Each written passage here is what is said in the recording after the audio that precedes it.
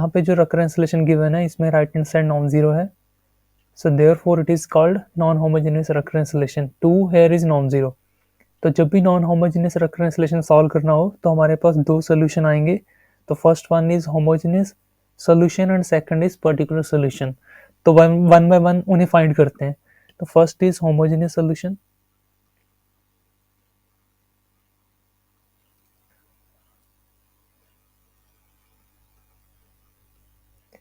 Homogeneous solution find करने के लिए हमें क्या लिखना होगा, जो गिवन रेकरेंस रिलेशन है उसे होमोजेनियस फॉर्म में लिखना होगा। तो जो गिवन रेकरेंस रिलेशन है उसे होमोजेनियस फॉर्म में लिखेंगे Sn minus 5 times Sn minus 1 plus 6 times Sn minus 2 equal to 0। इसे इक्वल टू 0 कर देंगे। तो इसे कैसे सॉल्व करते हैं, we will put Sn equal to some constant raised to the power n where this constant is non-zero। ठीक है, तो हमने क्या कर देना, जो भी जनरल टर्म है उसे some constant raise to power n put करना है। तो यहाँ से जो रेकरेंस रिलेशन है ये क्या बन जाएगा, a raise to power n minus 5 times a raise to the power n minus 1 plus 6 times a raise to the power n minus 2 equal to 0। यहाँ से जो स्मॉलेस्ट एक्सपोनेंट है ए की वो कॉमन ले लेंगे which is a raise to power n minus 2। तो remaining expression क्या बन जाएगा, a square minus 5a plus 6 equal to 0।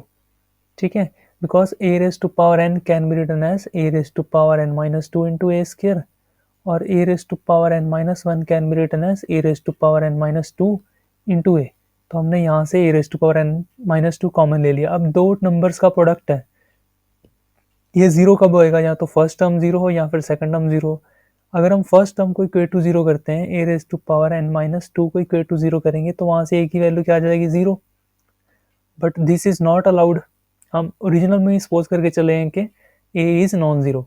तो यहाँ से a raise to power 2 minus 5a plus 6 equal to 0 हो जाएगा। तो it is called characteristic equation. अब इसे सॉल्व करेंगे, it is quadratic equation also. तो क्वाड्रेटिक इक्वेशन को ऐसे सॉल्व करते हैं बाय यूजिंग क्वाड्रेटिक फॉर्मूला और फैक्टराइजेशन। तो हम फैक्टराइजेशन सॉल्व कर सकते हैं, ए स्क्र माइनस, अब हमें दो नंबर चाहिए जिनका प्रोडक्ट क्या हो 6 हो जाए और सम क्या हो जाए 5 हो जाए, या सम या डिफरेंस 5 हो जाए। So this two numbers are 2 and 3। ठीक है, तो 6 के दो फैक्टर्स हैं 2 एंड 3। तो 5a can be written as 2a minus 3a plus 6 equal to 0। तो यहाँ से फर्स्ट टू टर्म में से क्या कॉमन आ रहा है, a कॉमन आ रहा है। तो remaining expression becomes a minus 2 और लास्ट टू टर्म में से क्या कॉमन आ रहा है, 3 माइनस 3 कॉमन ले लेंगे तो ये a माइनस 2 इक्वल टू 0। तो यहाँ से जो फैक्टर्स हो जाएंगे वो हो जाएंगे a minus 3 and a minus 2 equal to 0। तो यहाँ से जो a की वैल्यूज हैं, सो दीस आर 2 एंड 3। अब हमारे पास दो रूट्स आ चुके हैं तो दो सोल्यूशन भी दो आ जाएंगे। तो एक एस एन क्या हो जाएगा 2 रेज टू पावर एन, एक एस एन क्या हो जाएगा 3 raise to power n, because A is S N इक, क्योंकि हम सपोज कर चले हैं ना कि S N equal to A raise to power n. जब भी आपके पास मल्टीपल सोल्यूशंस हो तो जनरल सोल्यूशन कैसे लिखेंगे, बाय टेकिंग लीनियर कॉम्बिनेशन। तो आपने क्या लिखना है, एस एन एच जो होमोजेनियस सोल्यूशन है it will be C1 2 raise to power n plus C2 3 raise to power n. उन दोनों सोल्यूशंस का कॉम्बिनेशन ले लेंगे by multiplying with some constant C1 and C2. Okay, so this is our homogeneous solution. Now move to the particular solution. Solution find करने के लिए सबसे पहले हम देखेंगे right hand side. Right hand side को f of n से denote करते हैं। Right hand side here is 2।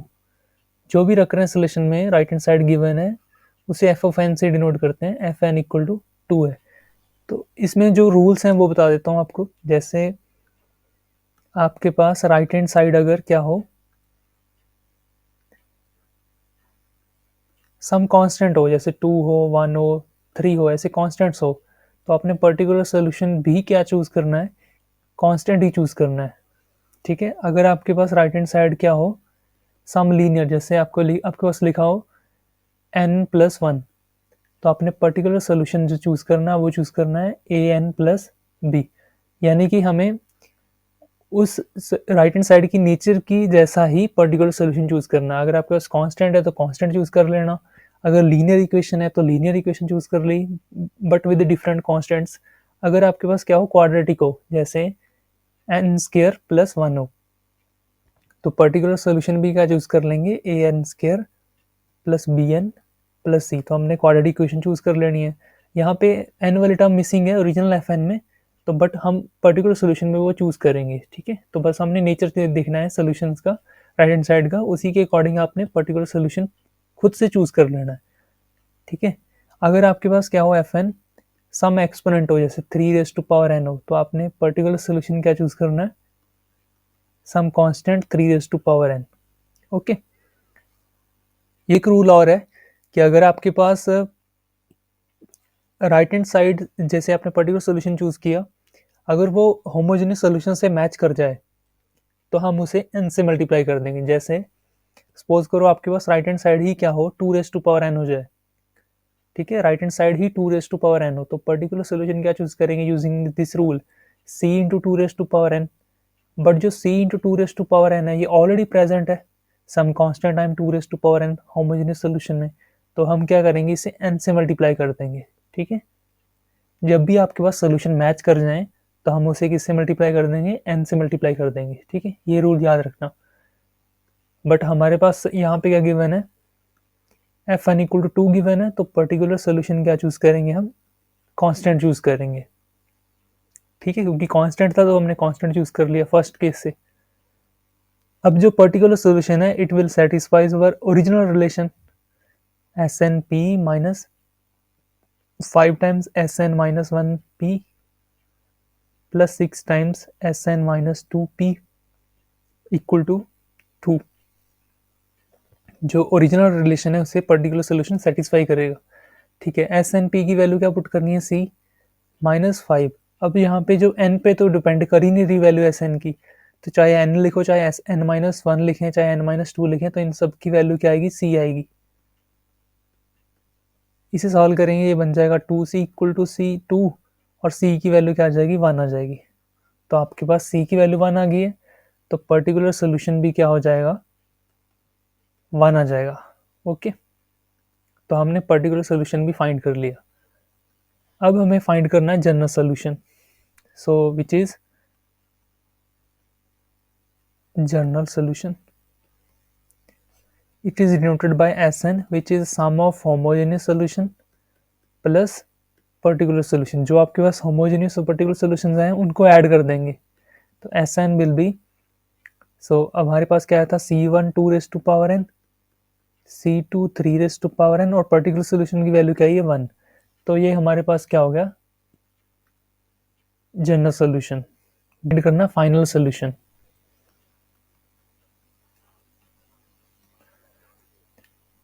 Final solution के लिए हम C1 और C2 भी फाइंड करेंगे, ठीक है। इस जनरल सोल्यूशन की में अगर हम C1 C2 की वैल्यू फाइंड करके पुट कर दें तो वो क्या बन जाएगा, फाइनल सोल्यूशन। तो C1 C2 कैसे फाइंड करेंगे, हम यूज करेंगे जो इनिशियल कंडीशंस गिवन है, जो आपके पास इनिशियल कंडीशन गिवन थी ना, वो यूज करेंगे, S not equal to 1 and S one equal to -5। S not equal to 1 choose कर रहे हैं। अगर हम जनरल सोल्यूशन में ये वैल्यू पुट करें, एन की वैल्यू क्या पुट करनी है, 0, सब्सक्रिप्ट 0 है, तो हमने एन की वैल्यू 0 पुट करनी है।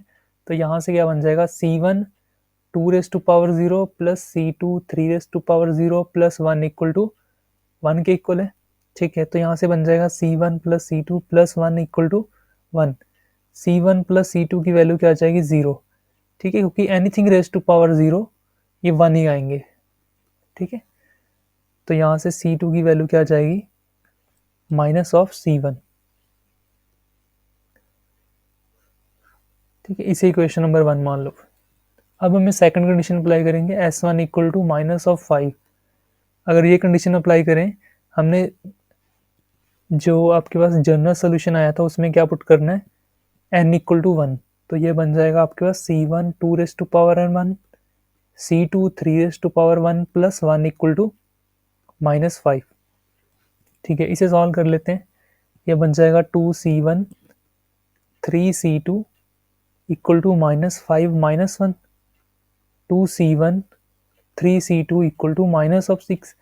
तो यहाँ से सी फर्स्ट इक्वेशन यूज करें, 2C1 माइनस C2 की value minus C1, so it will be -3C1 equal to -6। मैंने क्या पुट कर दिया, C2 की value minus of C1 put की है। ओके, तो यहाँ से ये बन जाएगा minus of C1 equal to -6 और C1 की वैल्यू क्या आ जाएगी, +6। अगर C1 की वैल्यू +6 है तो C2 की वैल्यू क्या हो जाएगी, -6। ठीक है, हमारे पास C1 C2 भी आ गए हैं। अब हम पुट कर देंगे जनरल सोल्यूशन में। तो जनरल सोल्यूशन क्या था आपके पास, C1 2n, C2 3n +1। तो अगर C1 C2 पुट करें तो ये बन जाएगा आपके पास 6 इंटू 2n -6 इंटू 3n +1। अगर इसे फर्दर सिंप्लीफाई करना चाहो तो 6 can be written as 2 into 3, 2n -6 can be written as 2 into 3, 3n +1। यहाँ से हम 2 की पावर इंक्रीज कर सकते हैं n+1, तो 3 into 2n +1 minus 2 into 3n +1 तो ये हमारे पास क्या आ जाएगा, final solution. So it is our final solution. Okay, now move to the next problem. Here we have given Sn minus 2 times Sn minus 1 plus Sn minus 2 equal to 1, S naught equal to 25, S1 equal to 16। ठीक है, फिर से non homogeneous रेक्रेंस solution given है। तो starting with homogeneous solution,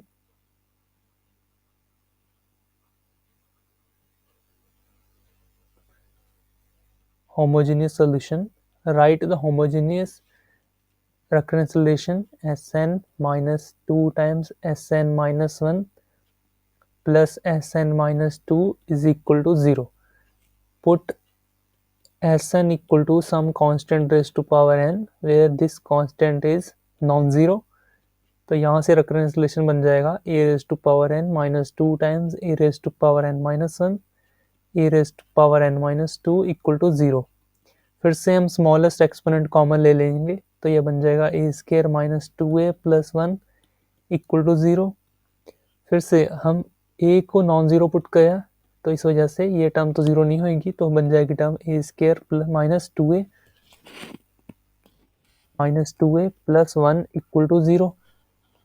ठीक है, इसे factorise कर सकते हैं।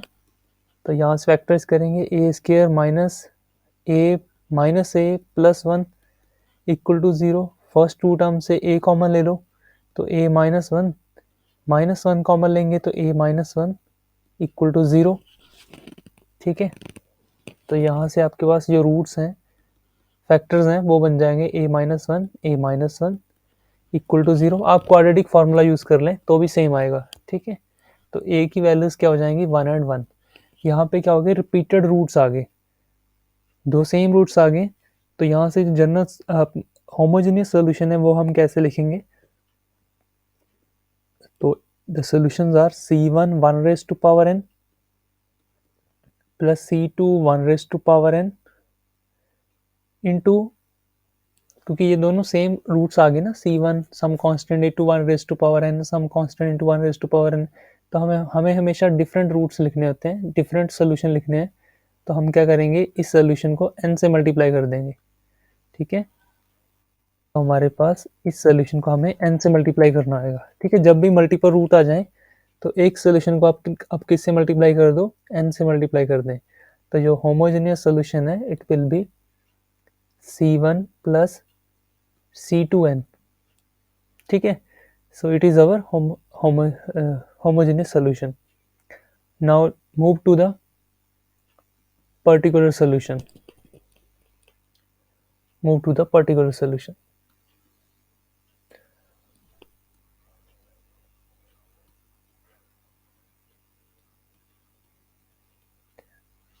तो राइट हैंड साइड यहाँ पे फिर से कांस्टेंट गिवन है 1 है, राइट हैंड साइड इज 1।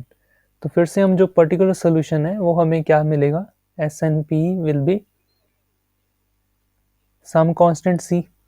ठीक है, बट अगर हम इसे C कांस्टेंट मान लें तो एक बार देखो होमोजेनियस सोल्यूशन में ऑलरेडी कांस्टेंट कवर है, तो होमोजेनियस सोल्यूशन में कांस्टेंट ऑलरेडी आ रहा है, तो इस वजह से हम इसे पर्टिकुलर सोल्यूशन को कांस्टेंट C नहीं मान सकते।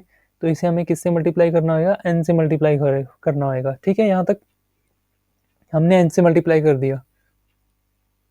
अब एक बार फिर से मैं देखो ध्यान से, c इंटू एन, ये भी तो ऑलरेडी कवर्ड है होमोजेनियस सोल्यूशन में। ठीक है, तो ये फिर से मैच कर गया होमोजेनियस सोल्यूशन के साथ, तो हम इसे फिर से n से मल्टीप्लाई कर देंगे, तो यहाँ पे हो जाएगा n स्क्वायर।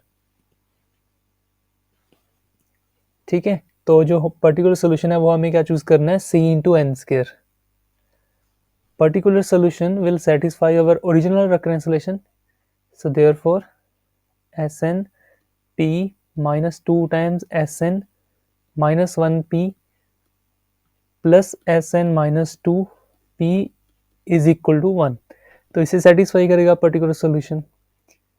ठीक है, तो जब हमारे पास n है, Sn p है, उसकी वैल्यू क्या पुट करनी है, c इंटू एन स्क्र, तो यहाँ पे हो जाएगा c into N square minus 2 into, यहाँ पे n को किससे रिप्लेस कर देंगे, n माइनस 1 से, तो it will B c n minus 1 square plus यहाँ पे n को किससे रिप्लेस करना है, n माइनस 2 से, तो ये हो जाएगा c into N minus 2 square equal to 1। ठीक है, अब ना हमें यहाँ से c की वैल्यू फाइंड करनी है, बट जो c है वो कांस्टेंट है, c इज कांस्टेंट हेयर। ठीक है, c क्या है, कांस्टेंट है, so therefore it is independent of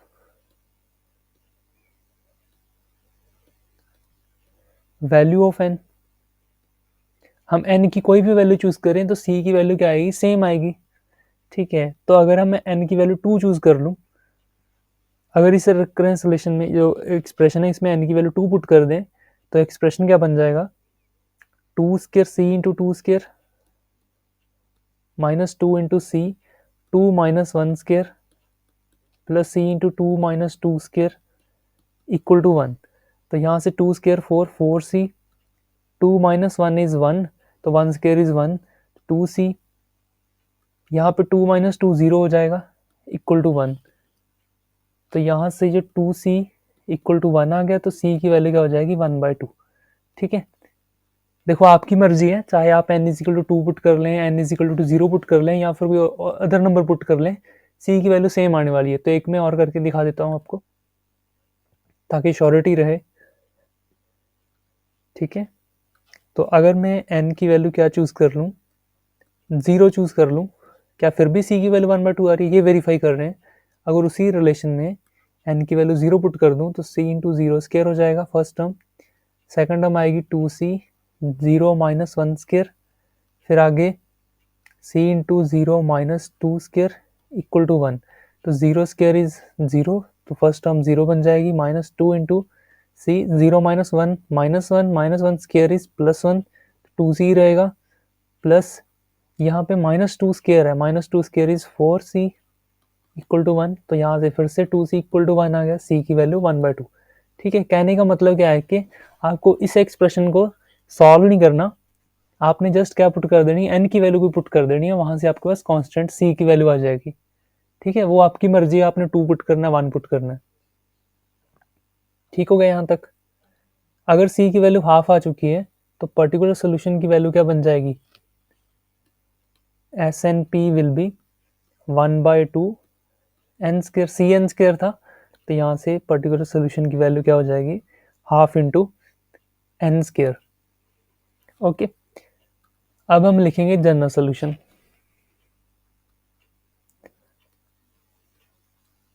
So general solution is sum of homogeneous solution and particular solution. homogeneous solution क्या आया था, C1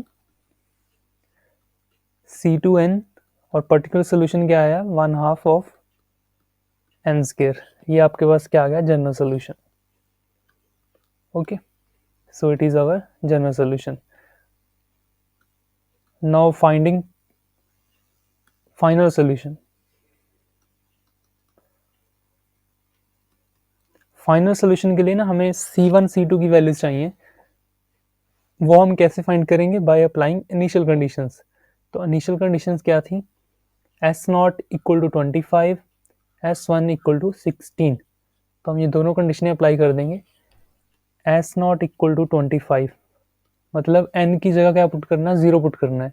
तो फर्स्ट एक्सप्रेशन क्या बन जाएगा, c1 plus c2 into 0 plus 1/2 into 0 square equal to 25। तो यहाँ से ये दोनों टर्म 0 होंगी, c1 प्लस 0 इक्वल टू 25। तो यहाँ से c1 की वैल्यू क्या आ जाएगी, 25।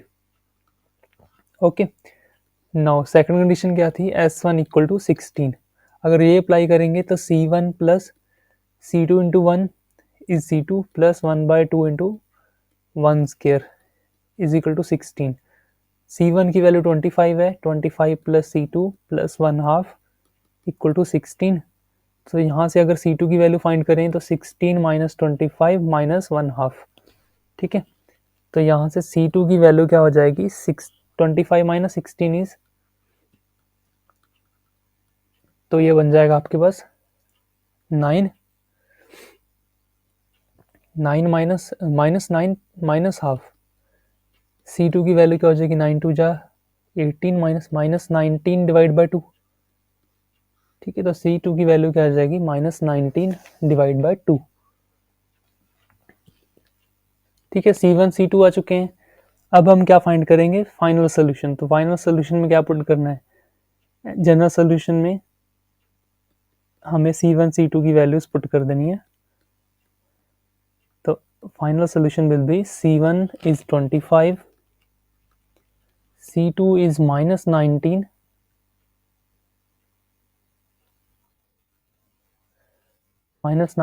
डिवाइड बाई 2 और प्लस 1/2 ऑफ n स्क्र। तो ये हमारे पास क्या आ गया, फाइनल सोल्यूशन।